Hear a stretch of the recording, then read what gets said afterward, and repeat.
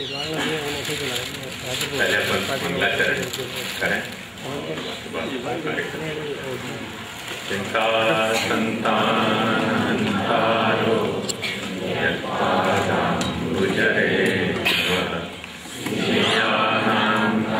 निजाचार्यान् प्रणमामि मुहुर्मुहुः। यदनुग्रहतो शन्तु सर्वदुःखानिको सर्वदा वन्दे श्रीमद्वल्लभनन्दनम्। अज्ञानतिमिरान्धस्य ज्ञानाञ्जनशलाकया चक्षुरुन्मीलितं येन तस्मै श्रीगुरवे नमः। नमामि हृदये शेषे लीलाश्रियाभिषायिनम्। लक्ष्मीसहस्रलीलाभि सेव्यमानं कलानिधिम्। चतुर्भिश्च त्रिभिस्तथा षड्भिर्विराजते योऽसौ पञ्चधा हृदये।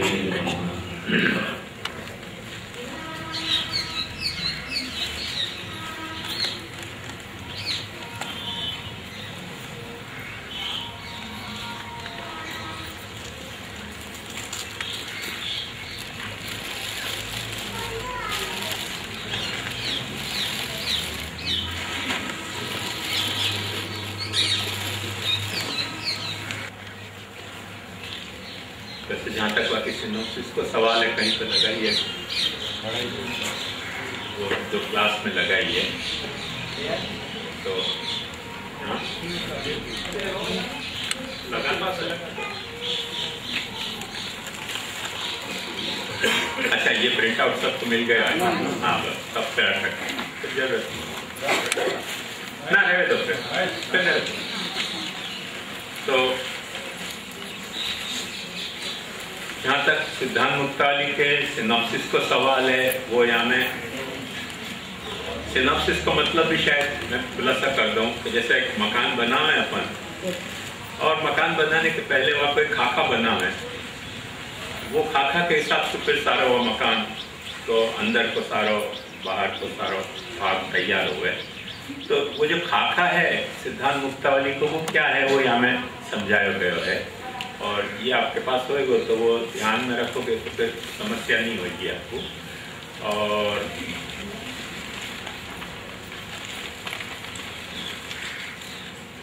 जहाँ तक व्याख्या को सवाल है, वो योगेश बाबा और झाला आपको समझाएंगे। उनकी शब्दावली, उनके शब्द में कोई डिफिकल्टी हो तो झाला और योगेश बाबा से भी पूछ सको, खुलासा यहाँ भी करना है तो या वक्त कर सको, क्योंकि वह वक्त तुरंत नहीं खुलासा भयो हो। तो एक और विधि के हिसाब से ये और बात है कि जो आज ए क्लास में योगेश बाबा को जिनने अटेंड किए और बी क्लास में जिनने झाला को अटेंड किए, वो कल क्लास जो है वो क्लास ए ही रहेगो, बी रहेगो, पर कल बी क्लास को योगेश बाबा एड्रेस करेंगे और ए क्लास को झाला एड्रेस करेगा। जैसे रोटेशन में वो दोनों को चलते रहे। मेरा काम आपको यहाँ न तो ग्रंथ को भाषा पढ़ाना है और न ग्रंथ की सिनॉप्सिस पढ़ाना है, क्योंकि वो सिनॉप्सिस आपके पास है। जैसे कि जनरल जो आपको बर्ड व्यू है वो आपको मिल जाए, ऊपर से जब अपन देखें तो आपको शहर को अपने को जैसे सीन दिखलाई जाए, वह तरह से जो सिद्धांत मुक्तावली को विहंगावलोकन है वो आपको यहाँ में मिलेगा। और जो वह सिद्धांत मुक्तावली के ग्रंथ की जो डिटेल है वो आपको योगेश बाबा और झाला समझा रहे हैं। मैं जो करवाने जा रहे हूँ आपसे वो एक दूसरी तरह की एक्सरसाइज है, और वो आपके सहयोग के बिना मुझसे अकेले नहीं हो पाएगी। और आपके सहयोग का मतलब सीधा सा ये है कि सबसे पहले सहयोग आपको ये कि पूछवे में बोलवे में आपको भय मुक्त होना पड़ेगा। यदि आप भय की ग्रंथि बांध के भाग ले रहे हो तो आप मुझसे सहयोग नहीं कर रहे हो। यहाँ की भाषा में तो नहीं है शब्द, पर हमारे बंबई की भाषा में एक बिंदास शब्द है। तो बिंदास होके जब तक आप नहीं यहाँ में भाग लोगे तब तक मेरे को आप सहयोग नहीं कर पाओगे। तो पहली मेरी आवश्यकता है आपके सहयोग की, मतलब आपके बिंदास से हमें भाग लेने की। तो मराठी शब्द है धास्ती यानी जीती, और बिन धास्ती से बिंदास शब्द बने हैं। तो कोई तरह की भीति मत रखो। एक बात देखो, ध्यान समझो कि जब आपको कोई बात समझ में नहीं आवे तो वो आपको दोष नहीं है, हमारा दोष है। झाला बुरा नहीं मानते हो तो झाला का दोष है, योगेश बाबा बुरा नहीं मानते हैं तो योगेश बाबा का दोष है। पर जब आप समझना नहीं चाह रहे हो भय के कारण या संकोच के कारण, वो हमारा दोष नहीं है, वो आपको दोष है। वह दोष तो हमारे पास भी उपाय नहीं है। वो दोष तो आप खुद दूर करो तो दूर हो सके, नहीं तो मेरे बस की बात नहीं है, न जाला और योगेश बाबा के बस की बात है। तो वो दोष सबसे पहले आपको अपने वह दोष पे काबू पाना पड़ेगा कि संकोच और भीति आपको छोड़नी पड़ेगी।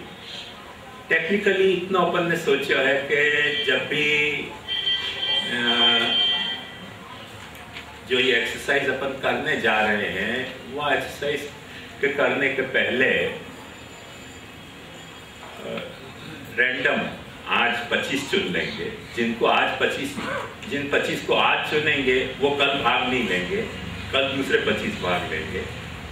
और पता नहीं आपने 50 हो 100 हो कितने हो, जो भी कुछ हो, तो जो बचेंगे उनको फिर तीसरे वहां में भाग लेंगे। ऐसे रोटेशन में ये चलेगा। तो सबसे पहले अपन वो विधि पूर्व करें कि आज की शुरुआत में 25 जने जो भाग लेंगे या एक्सरसाइज में, बाकी सब सुनेंगे, कल उनको नंबर आ जाएगा जो आज सुन रहे हैं। आज जो भाग लेना चाह रहे हैं एकदम, वो अपना हाथ उठा दें। 26 में हाथ उठेगा तो आपको नीचे रखो, कल आइयो, पर 25 हाथ उठा दो। 1 2 3 गिन लो भाई, 25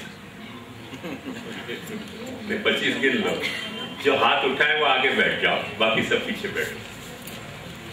थोड़ा सा एक्सरसाइज और करनी पड़ेगी फिजिकल।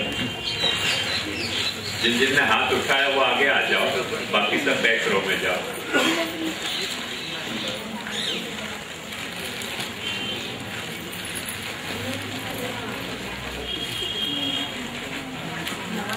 ये परमानेंट बैक बेंचर होने को नहीं है सिद्धांत, एडहॉक बैक बेंचर होने को सिद्धांत है। पर कल जो आज के फ्रंट बेंच में है वो कल बैक बेंचर हो जाएंगे। आ जाओ।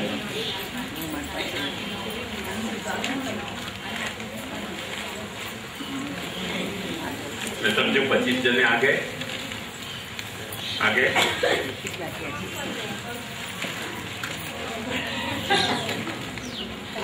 और नहीं गिने, नहीं गिने नहीं कोई नहीं।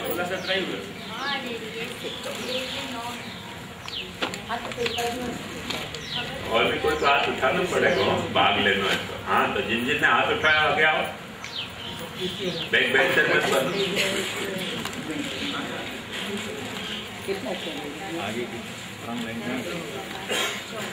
नहीं। आपको कोई तकलीफ होता है चेयर पे बैठ सकते,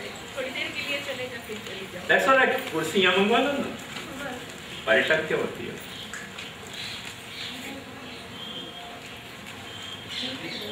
हाँ, वहां रखो।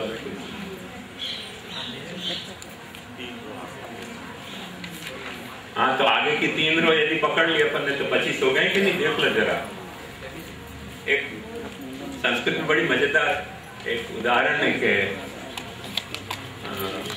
10 आदमी भांग पी के नदी नहावे गए, और नदी से नहाते निकले तब तक उनको नशा चढ़ गया। तो फिर सब काउंट कर रहे थे, उन्होंने कहा गिनो कितने अपन, तो हर आदमी गिने तो 9 ही आ रहे थे। फिर सब रोने लगे कि एक आदमी कोई नदी में डूब गया। तो कोई भी नदी में डूबियो मत, दशमस तमसी वापस सिद्धांत है। the 10th one is you. तो अपने आप को काउंट करो और देख लो कि 25 हो गए कि नहीं।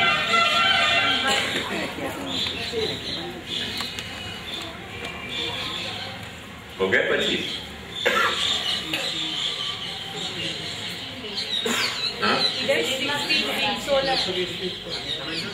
અહીંયા 20 થયા. તો જે 20 થઈ ગયા હોય તો એમાંથી એક વ્યક્તિ જવું પડશે. કેટલા લોકો પાછળ જવું પડશે? 18 થાય. 18 નથી. નહીં તો મારે 25 જ જોઈએ છે, લિમિટેડ નંબર. હા ગેમ અહીંયા કેટલી રો? 3 રો.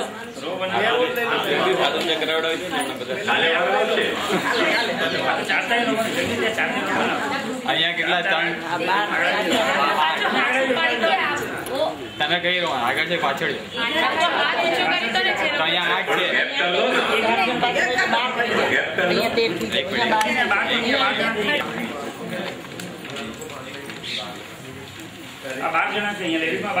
हेमोग्लोबिन के 23 पाया और 2 बाकी है. 2 बाकी है. आओ कोई 2 बाकी है.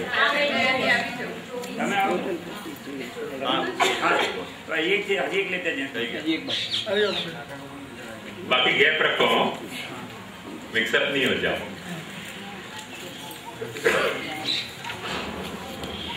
देखो आपको कर्तव्य क्या है मैं बताऊं.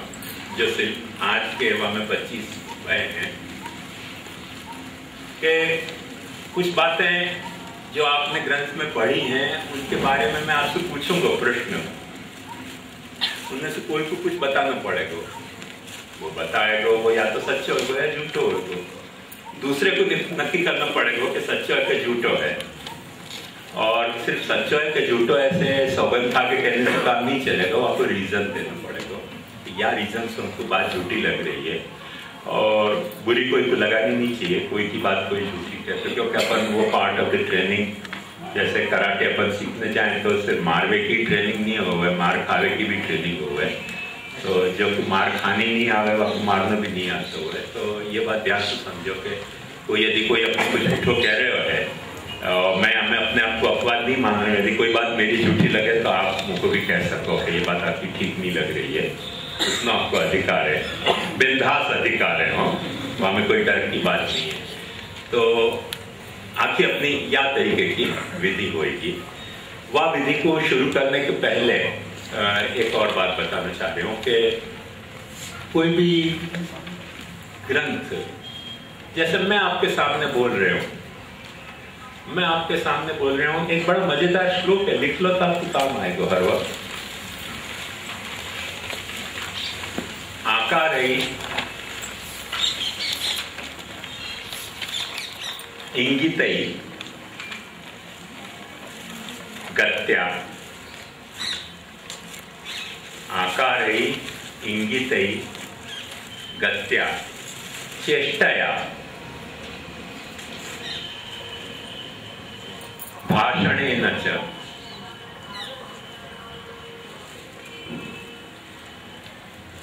नेत्र वक्त्र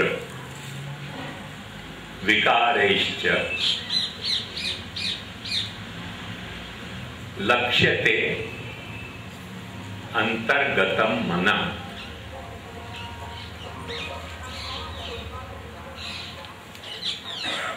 क्या श्लोक का मतलब है कि जैसे टेप में एक आदमी बोल रहे हो है तो टेप में आदमी अपने को बोले पर वो आवाज तो सुनाई दे है, वो वाक्य तो सुनाई देता हो गए, पर वह वाक्य को बोलने वाले वक्ता को आकार क्या है, वो कौन सी तरफ इशारा कर रहे हो है. अब जैसे मैं बोलूं कि वो चिड़िया बोल रही है तो मैं इशारा कर रही हूँ या तरफ चिड़िया. और टेप रिकॉर्डर आप सुनोगे कि वो चिड़िया बोल रही है तो सुनने पे आपको कौन कैसे पता चलेगा कि मैं कौन सी चिड़िया के बारे में बोल रहा हूँ. अभी तो मैं आपको इशारा कर रहा हूँ कि वो चिड़िया बोल रही है. तो आकार इंगित गत्या गति. आदमी बोले ना तो बोलने के साथ कुछ न कुछ तो बाकी मूवमेंट्स हो ही है.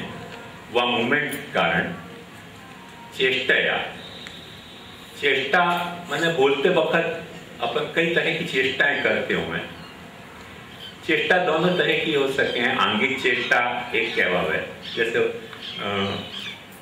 अभी राइट मुझको कोई अच्छा एग्जाम्पल नहीं याद आ रहा, पर मेरे पड़ोस में एक डांसर हैं, तो वो जब भी कुछ सामने बात करें, क्या थी आम आदमी वैसे, तो वो उनकी जो डांस की जो उनकी हैबिट है, वो डे टू डे उनके टॉप में भी, कोलोकियल वा में भी वो मोती और धागा की तरह वो जाती। अपन देखा ત્યાં थी અહીંયા આવીને બેસે। अपन नॉर्मली ऐसी चेष्टा नहीं करेंगे, पर क्योंकि वो डांसर है तो उनकी जो बोलने की छटा है वहां में भी थोड़ा डांस प्रकट होते हुए है। जैसे पॉलिटिशियन हो है, यो करें, तो वो उनकी वो पॉलिटिशियन की जो वो कॉम्प्लेक्सेस हैं वो प्रकट होते हुए हैं। तो आकारे इंगिते गत्या चेष्टाया, तो चेष्टा ऐसे आंगी की चेष्टा भी हुआ है, और एक चेष्टा अपने काकू की चेष्टा हुआ है। काकू को मतलब क्या, टोन, इंटोनेशन। अपन जब बोल रहे हैं तब कौन से तरह को टोन वापर रहे हैं। जैसे फर्क कैसे पड़े, देखो ध्यान समझो। अरे कैसे आए, अरे कैसे आए, कैसे आए, देखो तीनों में कैसे आए शब्द है, पर काकू के कारण तीनों के अर्थ अलग हो रहे हैं। एक में आश्चर्य प्रकट हो रहा है, एक में गुस्सा प्रकट हो रहा है, एक में घृणा प्रकट हो रही है, एक में जिज्ञासा प्रकट हो सके। तो ये सारी जो चेष्टाएं हैं अपने काकू की, वासुवी आदमी क्या बोल रहे है ये पहचान में अपने को आवे। आकार इंगित गत्या, इंगित गति सु, चेष्टा सु, भाषण सु, कौन से तरीके के शब्द वापर रहे है। और नेत्र वक्त्र विकारेश्च, आंख में और चेहरा के भाव में आदमी के बोलते वक्त पलटते रहने हैं। तो वो पलटते जो आंख के और चेहरा के भाव हैं, उनसु आदमी क्या बोलना चाह रहे है वो सुनने वालों भी समझे है। तो सबसे मजेदार आपको प्रयोग करना है, तो यहाँ अभी अवेलेबल नहीं है, पर कभी गोकुल जतिपुरा जाओ ना और आप देखो बंदर के सामने ऐसे करोगे ना, बंदर ऐसे करेगा, क्यों वो आपके जो नेत्र और वक्त्र के विकार जो हैं उनको देख के, और आप वहाँ पे अटैक करना चाह रहे हो कि आप आपको दाना खाना देना चाह रहे हो कि क्या करना चाह रहे हो, क्योंकि अपने और बंदर के बीच में भाषा की जेन्युइन प्रॉब्लम हो गए है। तो वो बात है, नेत्र और वक्त्र के विकार सु वो लोग काफी समझते हुए कि अपन क्या करने जा रहे हैं उनके साथ। तो नेत्र वक्त्र विकारेश्च लक्ष्यते अंतर्गतम मना, जो भाषा में प्रकट नहीं होने वाली बात है वो बात भी इन माध्यमों से प्रकट हो जाती हुए है। ये बात समझ में ही नहीं। तो ये तो बात तब संभव है कि जब वक्ता अपने सामने मौजूद है, तब तो ये बात सहजता से संभव हो सके। पर जब वक्त वक्ता अपने सामने मौजूद नहीं है और खाली टेक्स्ट मौजूद है, तब आपको कैसे समझना कि भाई कहना क्या चाह रहे हो। तो जैसे मैंने आपको कैसे आए या फिर 3 काकू भेद करके आपको बताए, ऐसे 5-6 काकू भेद हो सके, 5-6 चेष्टा ऐसी हो सके। जैसे कैसे आए करके अचानक कोई गन काढ़े तो मतलब साफ है ना, कुछ और मतलब है वहां को कैसे आए को।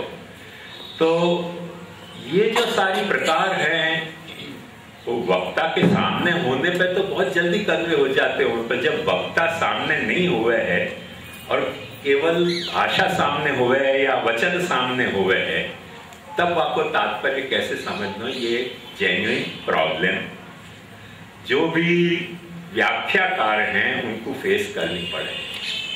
कोई भी टेक्स्ट की, चाहे वो लीगल टेक्स्ट हो, चाहे स्क्रिप्चरल टेक्स्ट हो, चाहे कोई हिस्टोरिकल टेक्स्ट हो, चाहे कोई भी टेक्स्ट हो, जहाँ टेक्स्ट को अपने को इंटरप्रेट करना है, जहाँ वचन की अपने को व्याख्या करनी है, वह वचन की व्याख्या करने में ये प्रॉब्लम हर वक्त अपने सामने आवे है। वाक्य कारण कुछ जो हैं वो निकष यानी कसौटी हैं स्थापित की गई व्याख्या शास्त्रकार ने। या तो हार्मेन्यूटिक्स के हैं, अपने यहाँ वाक्यार्थ मीमांसा के हैं। तो वाक्यार्थ मीमांसा में कुछ वाक्य निकट स्थापित किए गए, कसौटी है वाक्य बताई गई, और वो कसौटी ऐसे बताई गई कैसो उपक्रम लिखो, उपसंहार,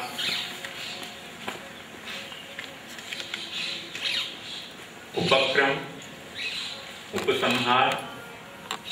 उपक्रम माने बात की शुरुआत कैसे भई, उपसंहार माने बात पूरी कैसे भई।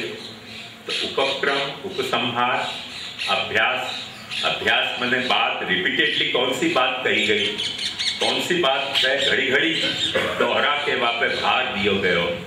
अभ्यास,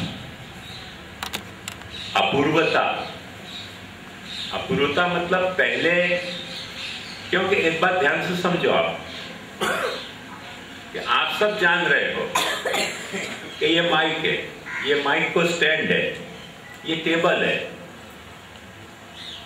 अब समझो मैं आपको कहूं कि देखो बहुत गंभीरता से सुनियो मेरी बात, आप अटेंशन हो जाओगे।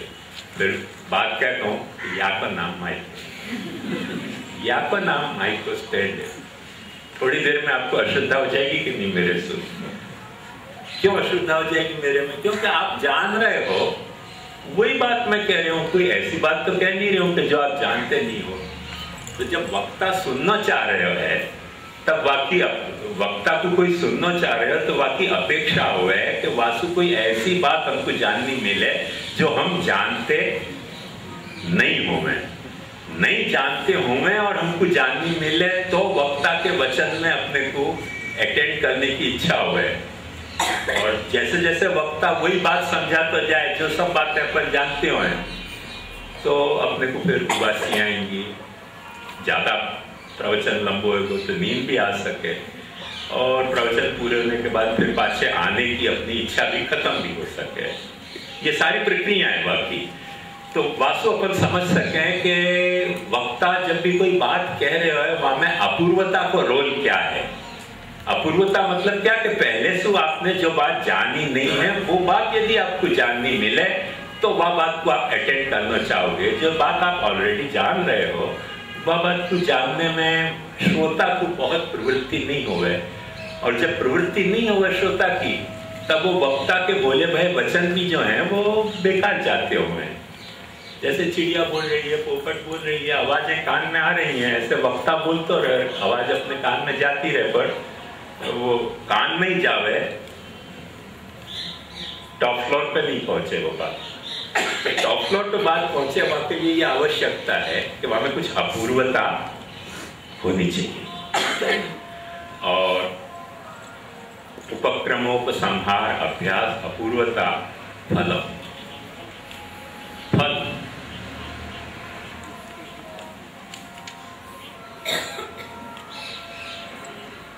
हर आदमी जो सुनना चाह रहे हो कोई भी बात, ये मनुष्य की ही नहीं, प्राणी मात्र की। कभी कोई जानवर के साथ भी आप प्रयोग करके देखिए। कभी अपने मकान की बरामदा में खड़े होके कोई बिल्ली जाती हो, कोई कुत्ता जाता हो, थोड़ी सी कुछ आवाज करो, थोड़ी सी आवाज करोगे ना, तुरंत वो देखेगा ऊपर। देखने के बाद वो तुरंत जज करेगा कि ये आवाज को नेट रिजल्ट क्या आने वाला है। यदि आपको लगे कि ये कुछ खतरनाक आवाज है तो भाग जाना चाहेगा। यदि आपको लगे कि कुछ खतरनाक नहीं है, कुछ बुलाने के लिए आवाज है, बिस्कुट फेंकेंगे या कोई लड्डू फेंकेंगे, तो वो तुरंत पास आना चाहेगा। पर 3-4 बार आपने वही की वही आवाज रिपीट करी और कोई आपको फल में नहीं दिख रहे हो, फिर आप करते रहो, प्रयोग करके देखियो, वो आवाज करो, फिर जानवर भी अटेंड नहीं करे। मनुष्य की तो बात अलग थी। जानवर भी फिर वह बात को अटेंड नहीं करे, वो क्या कहता तब तुम्हारे करता रहो ना, जे करूँ हमारे कहीं लेवा देवा नहीं है। क्योंकि जब फल अपने को नहीं मिले कोई बात को, तो वो फिर अपन को जब अगर मन अपना ये मान ले कि निष्फल बातें हो रही हैं, तो वह निष्फल बात में फिर अपनी जिज्ञासुता, अपनी बुद्धि को एक्टिवेट करने की आपकी अपनी इच्छा खत्म हो जाए। और जब खत्म हो जाए तब फिर वाक्य बोलियो जा रहे हो है, पर वह को मीनिंग कन्वे होना बंद हो जाए। ये एक वाकई ह्यूमन साइकोलॉजी नहीं, माने सबकी साइकोलॉजी है। एनिमल साइकोलॉजी भी ऐसी है, सबकी बर्ड साइकोलॉजी भी ऐसी है। तो ये बात ध्यान से समझो कि अलम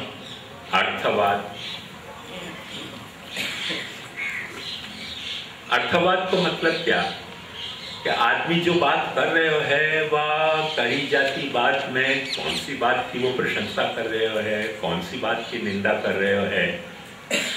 इन बातों पे माने जो बात अपने को अच्छी लगती हो वह की प्रशंसा हो रही हो, जो बात अपने को बुरी लगती हो वह की निंदा हो रही हो, तो सुनने वाले को वह में सुनने की प्रवृत्ति हो है।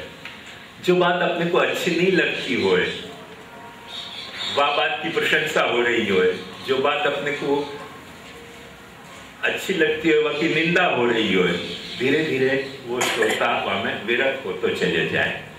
तो अर्थवाद भी एक बहुत बड़ा रोल अपने को कोई भी वाक्य के अर्थ को समझने में हेल्पफुल कंडीशन हुआ है कि अपन बोलते वक्त कौन से चीज की निंदा या कौन से चीज की प्रशंसा कर रहे हैं।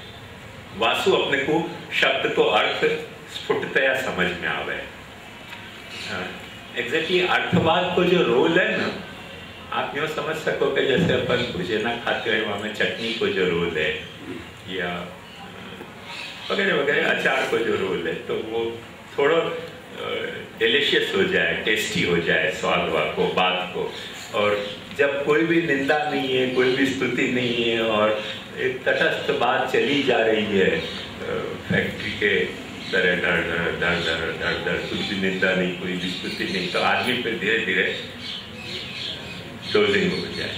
तो ये खास बाकी पद्धति है आदमी के समझने की पद्धति की, ये सारी पीछे रही बैकग्राउंड है।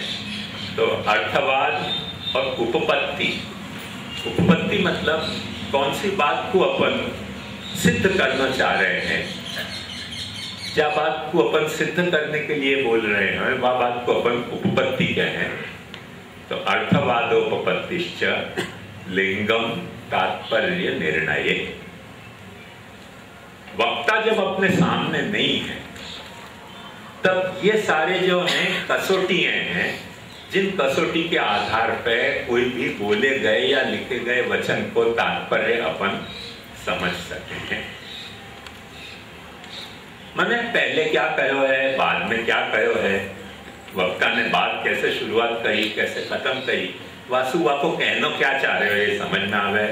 उपक्रम, उपसंहार, कौन सी बात को घड़ी घड़ी वो दोहरा के कह रहे हो तो जरूर वह बात को कहने में आपको कुछ ज्यादा आशय है, तो वो वासु वो क्या कहना चाह रहे हो समझ में आवे। उपक्रमों से अभ्यास, अपूर्वता, नई बात वो क्या कहना चाह रहे हो है, वासु वो वाको तात्पर्य क्या है ये समझ में आवे।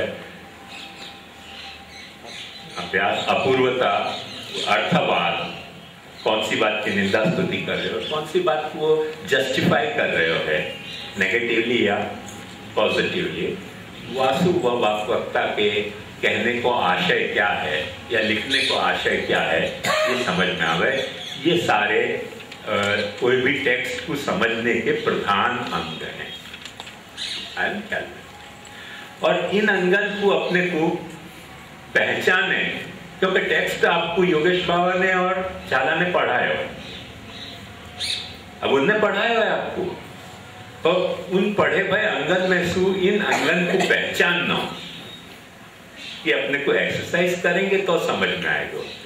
ये नाम अभी आपने लिख लिए, ये तो बड़ा उपकार किया, पर जैसे अपन ओलंपिक देख लें पर एक दिन भी दौड़े नहीं, एक दिन भी रैकेट उठा के बॉल को हिट नहीं करें तो टेनिस खेल में थोड़ी आएगा। तो भले ओलंपिक मत देखो आप, पर हाथ में एक रैकेट होगा और सामने एक बॉल की पीट पाट करोगे तो थोड़ी बहुत तो आ ही जाएगी। तो मेरी जो अपेक्षा है आपसे, मैं ये बात कह रही हूँ कि वो रैकेट आप हाथ में लो, बॉल तो मैं आपके सामने थ्रो करूँगा, सर्विस दूंगा, रिटर्न आपको करना है। और उन रैकेट्स आपको, ये सब मैंने आपको रैकेट प्रोवाइड किए हैं और इन रैकेट से आपको हिट करना है, स्मैश करना है, चॉप करना है, जो करना है करो। तो वो करोगे आप तो आपको पता चलेगा कि ये कहाँ वापरो कोई भी व्याख्या में, और आप वापरोगे नहीं वापू। और अपन रोज के रोज ओलंपिक देखे, इतने वो वनडे क्रिकेट अपन देखते रहे, पर कोई को बॉलिंग आवे, कोई को बैटिंग आवे। मैं तो एक दिन सब इतना उत्साह से क्रिकेट देखने जा, तो मेरे भी एक दिन भूत चढ़े कि चलो अपन भी क्रिकेट देखने चल रहे। न्यूजीलैंड इंडिया की क्रिकेट हो रही थी, वहाँ वक्त 5 दिन की क्रिकेट होती थी। सब जने बैठे, मैं भी जाके बैठ गया। अब कुछ समझ पड़े नहीं, सब सफेद सफेद दिखे। अचानक हो जाए, सब खड़े हो जाए, छोटे छोटे छोकरा है क्या, देखो वो आया, देखो मैंने कौन आया, सब सफेद ही सफेद दिखे, पहचान कैसे गए तो। और अचानक वो करके खड़े हो जाए, मेरी बहन समझ क्रिकेट अपने काम की नहीं, अपन क्रिकेट के काम के नहीं, क्योंकि अपन ने क्रिकेट खेली नहीं। तो उनको दिख कैसे जाए, मुझको यही समझ नहीं आई कि LBW हो गया। मुझको तो दिखता ही नहीं, तो बॉल फेंकने के लिए दौड़ता उतना दिखता तो, और बॉल मारता तो दिखता तो कैसे वो लेग वो या बाजू चली गई, बाबाजू चली गई, कब वो आउट हो गया, कुछ समझ पड़े नहीं। जावा दिया नहीं, अपने क्या करना है यार, तो अपने कुछ समझ नहीं आवे। तो मूल कारण मेरा टॉप फ्लोर वैकेंट था, तो ऐसे मैं मानने नहीं तैयार हूँ, पर क्रिकेट खेली नहीं। क्रिकेट खेली नहीं वाली ये समझ में नहीं आ, खेली होती क्रिकेट तो अच्छी तरह से समझ में आती। तो ये सब बात मैं आपको याद ये कर रहा हूँ कि आपके भी टॉप फ्लोर वैकेंट नहीं है, पर क्रिकेट खेलोगे ना तो बॉल कहाँ से आ रही है और हिट कैसे करना वो आपको भी समझ में आएगा। और नहीं खेलोगे तो देखते रहोगे तो मेरे जैसी हाल होगी, सब लोग कहेंगे कि हाँ भाई कुछ हो अल्लाह बचे कि क्या भयो, कुछ समझ नहीं आया, वो खबर ही नहीं पड़ी कि कौन आउट हो रहे और कौन कैसे LBW हो। वो छोटे छोटे बच्चे हैं, टेनिया है, सब कहते थे LBW भया कैसे LBW, देखा नहीं तो दिखा ही नहीं तो क्या करें। तो ऐसे आपको भी नहीं दिखेगा, तो मेक इट ए पॉइंट आपको खेलनी है ये क्रिकेट, तो आपको बराबर समझ में आएगी। ये अंग है जो अपने को पहचानना है। वाके अलावा जहां तक या के 2 पार्ट हैं, या एक्सरसाइज के या स्पोर्ट के, यदि आपको तकलीफ होती है, पसीना आता हो तो आपको एक्सरसाइज समझो, और मजा आती हो तो आपको स्पोर्ट समझो, as you like it. Sport समझो कि एक्सरसाइज समझो। स्पोर्ट के स्पिरिट से भी खेलोगे ना तो भी आपकी एक्सरसाइज हो जाएगी, और एक्सरसाइज के पसीना लाने के लिए खेलोगे तो भी स्पोर्ट ही तो हो जाओगे, इतनी मैं आपको गारंटी दूंगा। तो या के 2 पार्ट है, एक पार्ट तो ये तात्पर्य निर्णय को है, दूसरा पार्ट एक और है आपको, और वो पार्ट आपको ये है कि कोई भी जो खास करके मूल वचन नहीं पर जो व्याख्या को वचन है, जैसे कोई ग्रंथ की कोई ने व्याख्या लिखी, योगेश बाबा ने और झाला ने आपको पढ़ाया होगा कि श्री गोसाई जी क्या कह रहे हैं, मूल गुस्सा महाप्रभु जी के वचन क्या हैं, तो उन व्याख्या को के कितने अंग हुए हैं वो आपको रैकेट हाथ में, रैकेट समझो या बैट समझो, आपको हाथ में रखना पड़ेगा जैसे कि वो बॉल को आप हिट कर सको और अपना स्पोर्ट स्टार्ट हो सके। तो वो आप लिख लो आनंद। देखो सब मिला के व्याख्या के अपन 6 अंग भी समझे। सबसे पहला अंग हुए है उत्थानिका।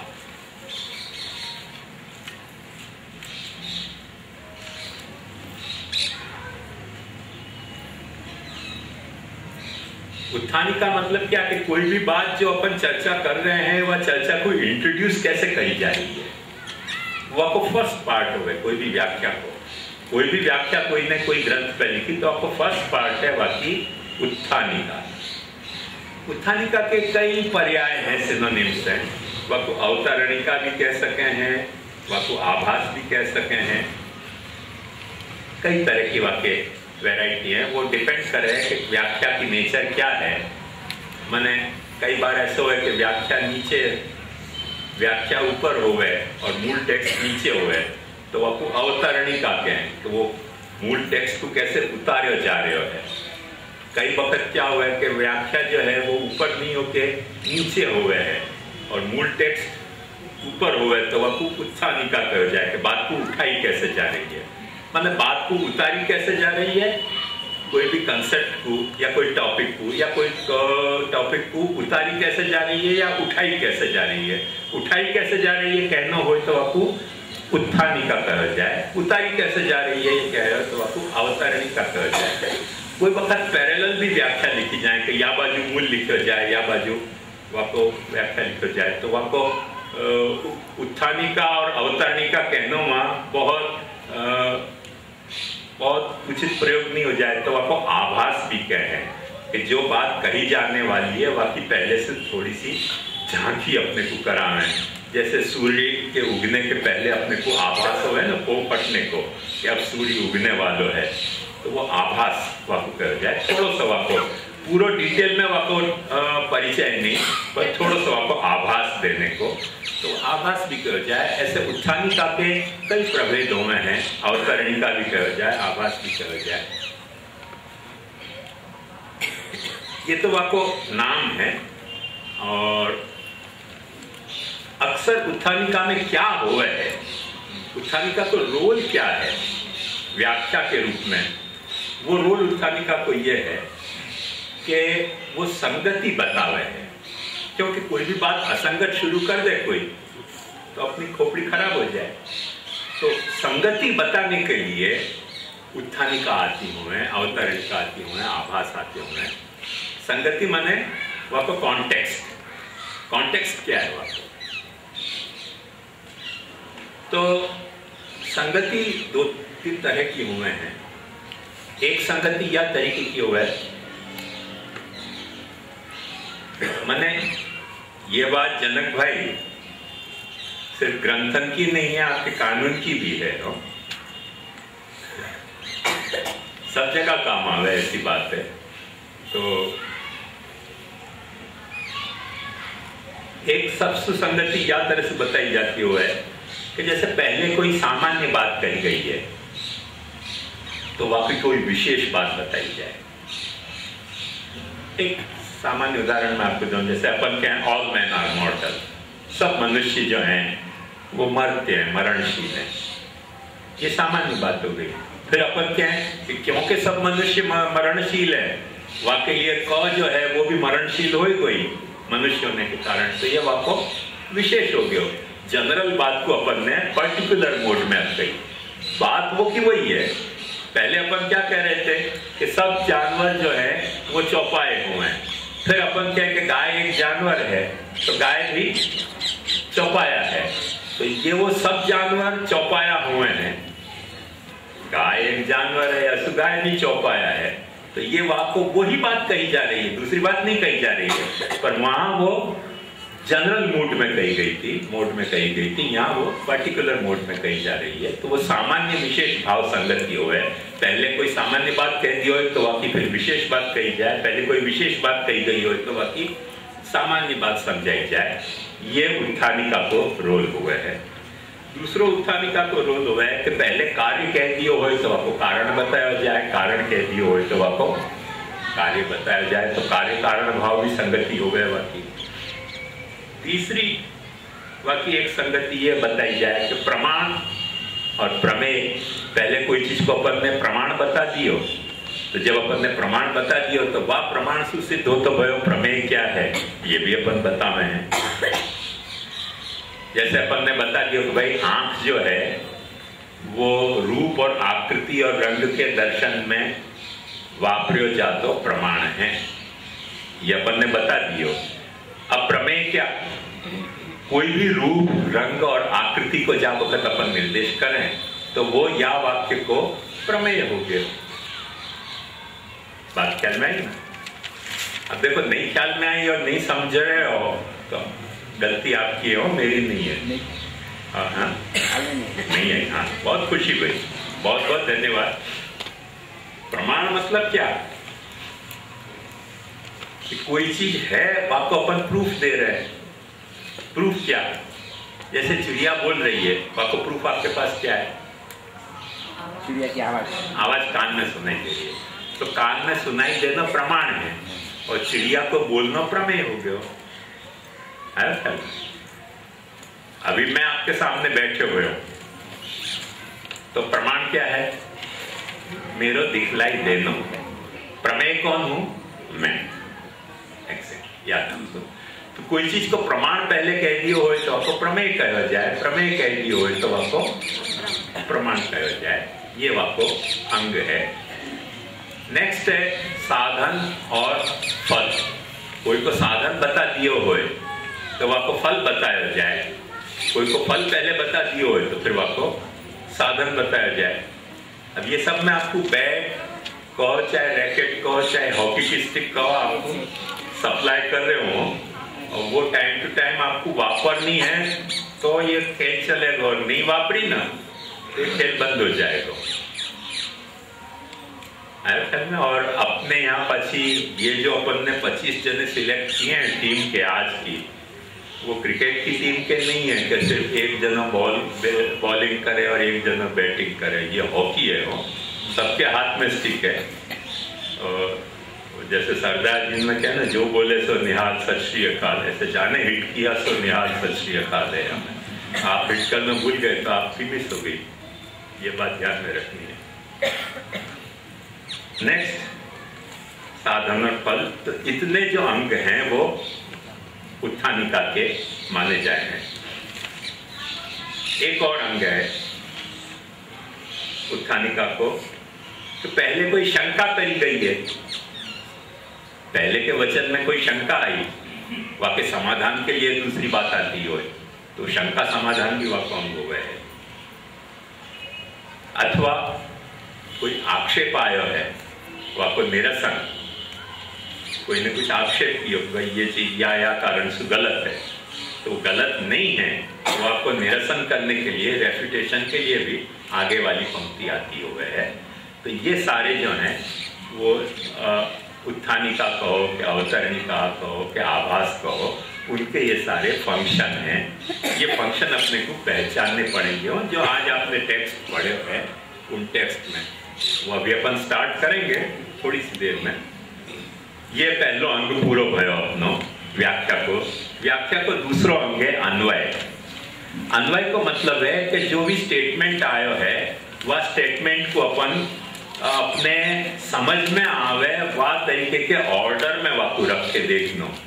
क्योंकि कोई वक्त श्लोक में होवे, कोई वक्त वाक्य में होवे, तो वक्ता के बोलने के ऑर्डर में कुछ और होवे और समझने के लिए अपने को कुछ दूसरे ऑर्डर में उन्हीं शब्दन को रखें तो बात समझ में आती होवे।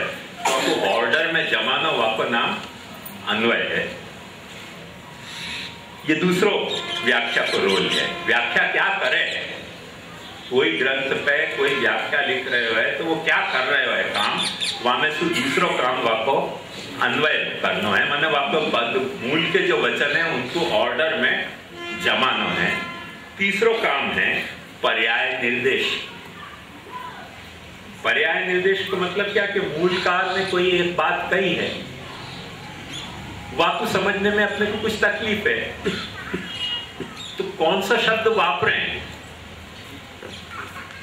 तो वो बात अपने को समझ में आ जाए।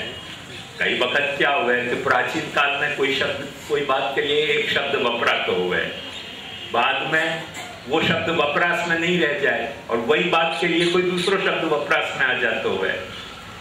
जब दूसरा शब्द वपरास में आ जाए तब अपने को वो जो चालू प्रयोग में जो शब्द है वो अपन वाके सामने जमाएंगे तो बात सुनने वालों समझ जाएगा कि यह शब्द को अर्थ ये है। तो वो पर्याय निर्देश भी करना पड़े है। वो पर्याय निर्देश दो तीन तरह से हुए हैं। एक तो डिक्शनरी में सुबह को मीनिंग लेके सामने रख दो, वही ये शब्द को डिक्शनरी में ये मीनिंग दिया गया है। एक ग्रामर के हिसाब से इटिमोलॉजी बता दो। जैसे एक बात बताऊं कि अपन समझ लो पंकज शब्द है, पंकज शब्द है तो पंकज शब्द अपन को नहीं सब पता चलेगा पंकज को मतलब क्या। तो अपन डिक्शनरी में देखेंगे तो अपने को कमल मिलेगा। कमल मिलेगा तो पंकज शब्द को जो कमल अर्थ है वो डिक्शनरी को मीनिंग है। ताकि ब्यूटी देखो शब्द की, यदि ग्रामर को आप पूछोगे ना तो पंकज को मतलब मिलेगा कि जो कीचड़ में पैदा हुए हो, वो कीचड़ में तो दुर्गंध भी पैदा हुए, वो कमल थोड़ी कहवा हुआ है। तो इटमोलॉजी कभी जो है वो कोई दूसरा अर्थ देती हुआ है, ग्रामर कोई माने ग्रामेटिकल जो इटमोलॉजी है वो कोई दूसरा अर्थ देता हुआ है, डिक्शनरी कोई दूसरा अर्थ देती हुआ है। तो कोई वक्त अपने को डिक्शनरी को मीनिंग देना पड़ता हुआ है, कोई वक्त अपने को ग्रामेटिकल वाली जो इटमोलॉजी है वो दे के देना पड़ता हुआ है। जैसे आपके सामने एक मैं शब्द कहूँ कि दिवाकर, दिवाकर माने क्या बोलो? हाँ, सूर्य। क्यों सूर्य? उजाला।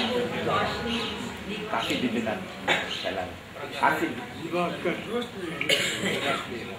देखो दिवा यानी दिन, दिन को जो कर तो हो वो दिवाकर, दिनकर, दिवाकर, दिवस, दिन, दिवा। तो दिवा जो कर तो हो, दीवा नहीं हो, दीवा तो कांडी सली करे, दिया सलाई करे, वो दीवा मत समझियो, दिवा। तो दिवा जो करते हुए वो दिवाकर। तो ये दिवाकर को मतलब जो है वो दिन जो करते हुए वो दिवाकर, ये वाकई इटमोलॉजी है, व्याकरण को अर्थ है।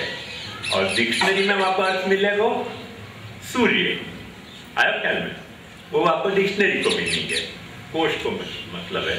तो ऐसे पर्याय जो है वो कोश से भी दिया जा सके है, पर्याय जो है वो आपके डिक्शनरी से भी दिया जा सके है। और कई वक्त क्या हुआ है कि हर वक्ता कुछ शब्दन को वाके मन में निहित अर्थ हुए है। वो जो मन में निहित अर्थ हुआ है वो डिक्शनरी में भी नहीं हुआ है और इटमोलॉजी में भी नहीं हुआ है। जैसे एक स्पष्ट उदाहरण दो, देखो आप सब पुष्टि मांगी हो या ये आपको समझ में आ जाएगा कि तुम्हारे माथे कौन सी निधि विराज रही है, तुम्हारे माथे कौन सा स्वरूप विराज रहा है। यदि कोई पुष्टि मार्गी, एक पुष्टि मार्गी दूसरे पुष्टि मार्गी को पूछे तो तुरंत जवाब दे देगा, पर जो गैर पुष्टि मार्गी है वो माथा चकरा जाएगा। और मैंने देखा है अंग्रेजी ट्रांसलेशन में कि then the image was set upon the head of person, माथे विराजमान। माथे विराजने का मतलब वो थोड़ी है, वो तो मेरा माथा चक्कर खा रहा है तो आपको अपन ट्रांसलेशन करें my head is eating circle, ऐसा बात हो गई।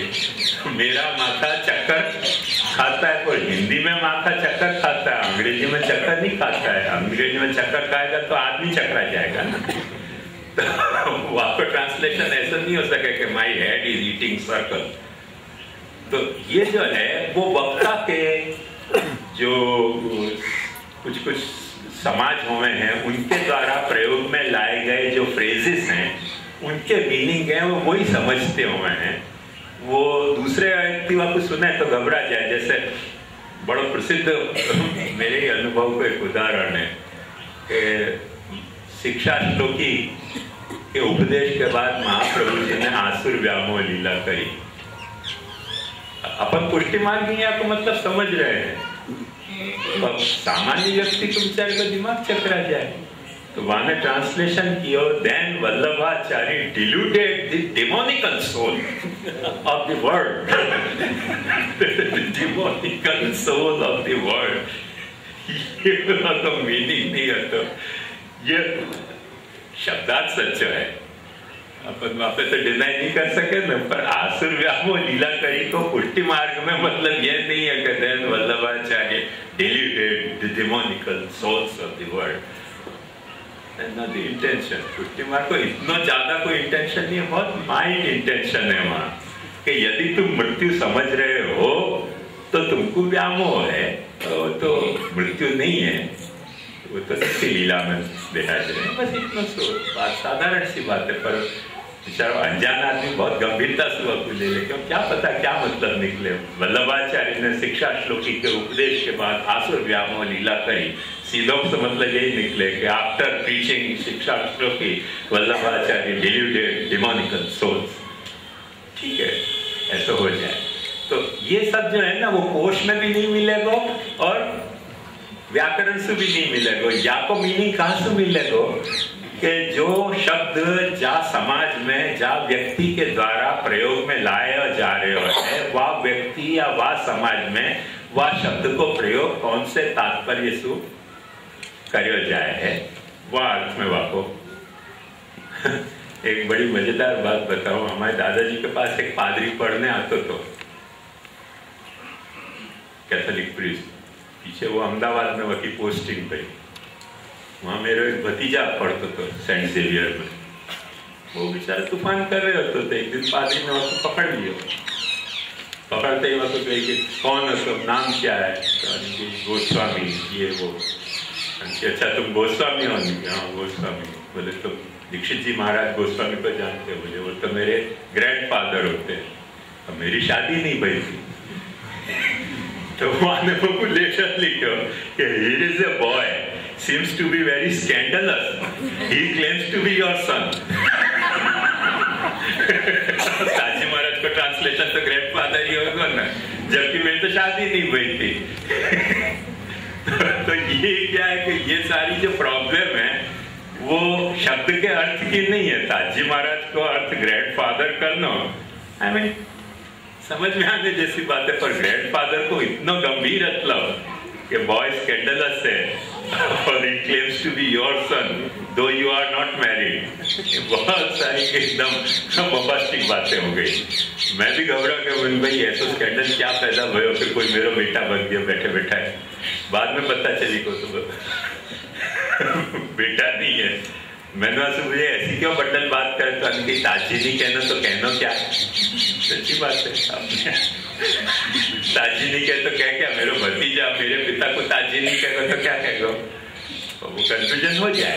तो ये सारे जो है ना, जो भाषा में जो तरीके के प्रयोग आ रहे हैं, उन प्रयोगों पे अपने को ध्यान देना पड़े। बात आई ना आपके समझ में? No problem. तो वक्ता के या समाज के कोई भी शब्द या शब्द के जो मुहावराएं हैं उनको वापरने को तात्पर्य क्या है, वो भी अक्सर पर्याय तरीके दिए जाए है व्याख्या में कि भाई ये मूल शब्द वापरेगा पर यहाँ पर पर्याय ये है, जासु वो नक्की हुए। चौथा अंग उपपत्ति। उपपत्ति माने जो बात कही है टीका में मूल में वह को जस्टिफाई करना। जस्टिफाई अपन कैसे ढंग से करें? कोई बात को अपन सिद्ध करनी हो तो कैसे करें? तो सबसे पहले अपन वह बात को डिफाइन करें, लक्षण दें, वहां की परिभाषा करें, तो वो बात अपने को दिमाग में बैठे, तो वो लक्षणों को पत्ती कहवावे। कोई वहां को प्रमाण दे तो वहां की प्रमाणों को पत्ती कहवावे, और कोई उदाहरण दे, एग्जाम्पल दे, तो वो उदाहरणों को पत्ती कहवावे, अथवा कोई तर्क दे तो तर्कों को पत्ती कहवावे। ऐसे कई तरह की उपपत्तियां हुए हैं, ये सब आप लिख लो। पांचवा अंग है अध्याहार और ऊह को।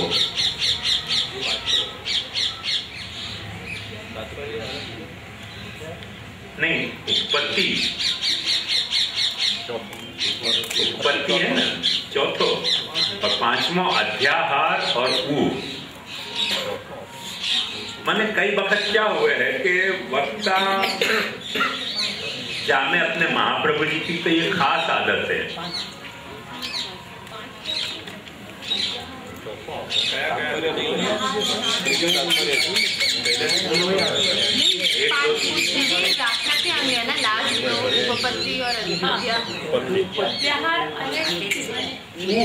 अध्याहार और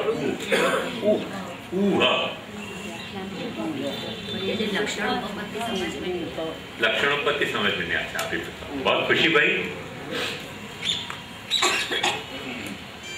देखो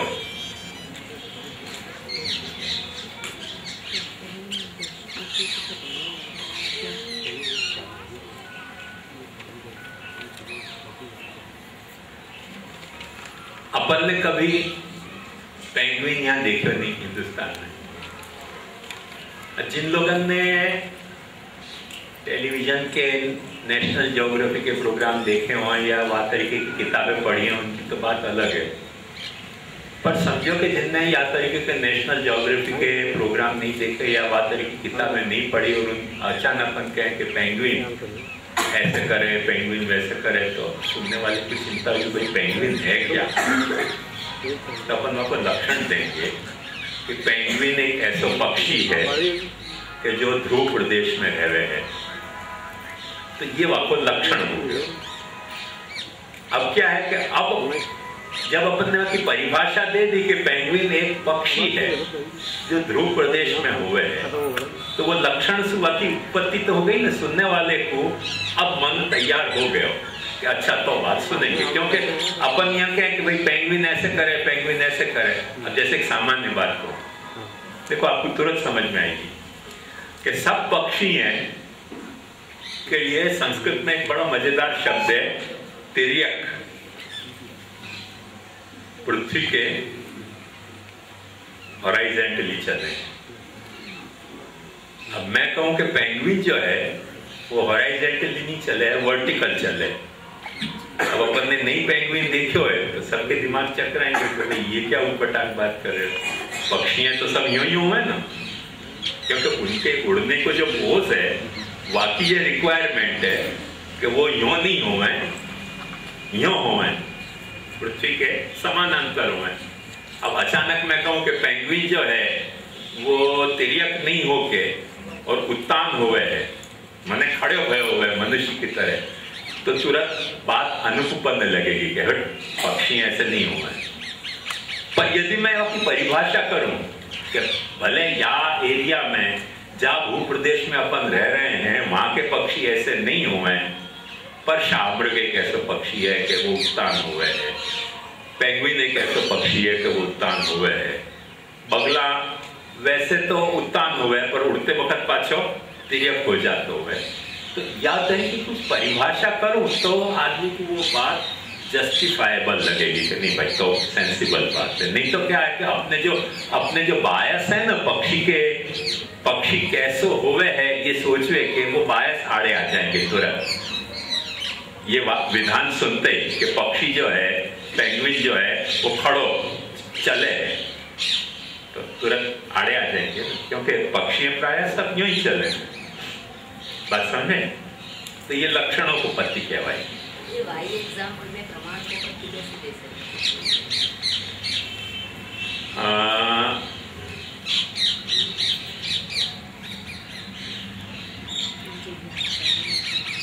अब ये तो देख ऐसी बात है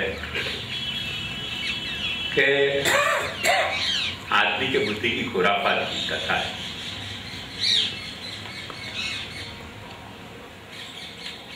जैसे मैं कहूं कि ड्रैगन एक ऐसा जानवर है कि जाके मुंह में से अग्नि की ज्वाला निकले और वहां को मुंह शेर जैसा है और शरीर जो है वो अजगर के जैसा है, और अजगर के जैसे शरीर होते हुए भी वो चौपाया है, और चौपाया होते हुए बाकी पूंछ पे भी एक मोह हो गए है।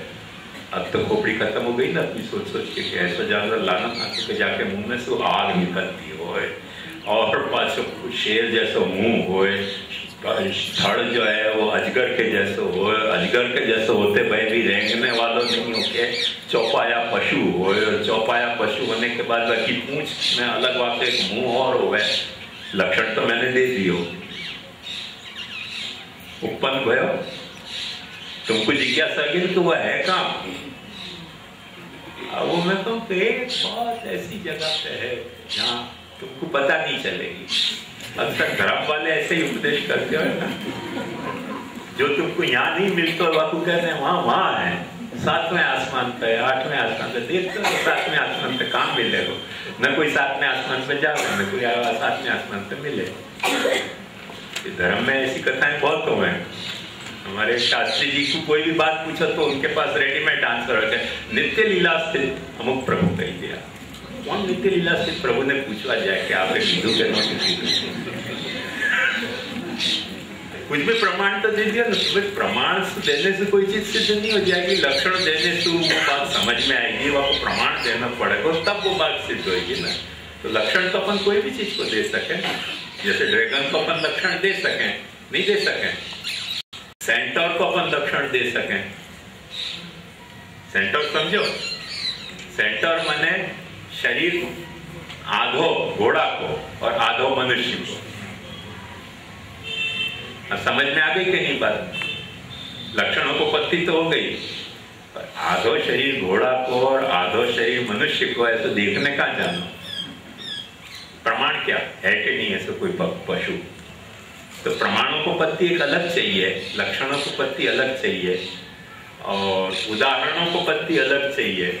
मतलब कोई ठिकाने पर ये दिखावे कि देखो या को नाम सेंटोर, तब तो आदमी को बात समझ में आवे भाई या को नाम फ्लावर पॉट, तो समझ में आए हो। नहीं तो कैसे समझ में आएगा? अब मैं समझा आपको कह दो कि फ्लावर पॉट, अभी तो आप लोग सब जान रहे हो, बहुत कृपा है, तो समझो कि आप में से कोई नहीं जानता है कि फ्लावर पॉट काय को है। मैं कहूँ फ्लावर पॉट एक ऐसी चीज है कि जो फ्लावर होते भाई पॉट है, और ऐसो पॉट के जहाँ में आप पानी पी सको, खाना